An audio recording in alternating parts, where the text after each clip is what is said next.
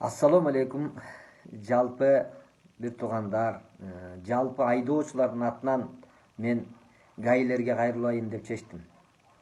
Мына азыр шаарда бардык жерлерде акылдуу шаар камералар иштеп баштагандан бери улуу урматтуу гаилер, биз силердин кадырыңарды билдик.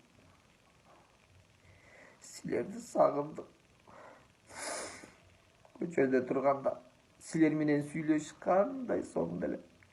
Кучактап ассаламу алейкум дегенде эле 200 сом карматып эле кетип калчу элек да. Ошол күндөр өтүп кетти. Азыр камералар менен сүйлөшө албай атабыз. Жо сүйлөшүп көрдүм бир экөө менен. Айттым, тааныштарыма айттым.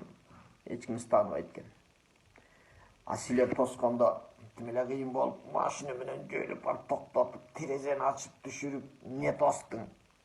Я, мени тососуңбу? Мына сүйлөшүп койчу шеф менен дечи элек. Азыр эч ким сүйлөшпөй атат. Мурда силерге 200 сомду биз көбүрөөк көрүп жүргөн экенбиз. Азыр ар бир кармалганда 3000 сомдон төлөп атабыз. Баягы үйгө Мунаворекил письма счастье келди эле, 18 000 сом штраф болуптур. Ичим гана өтүп кетти го. Гаилер силерди жаман сагындык.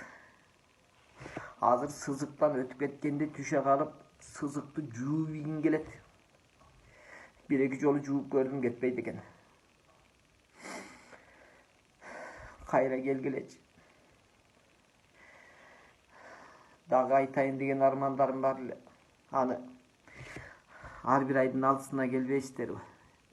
Ошол жерден чогулуп алып сүйлөшөлү.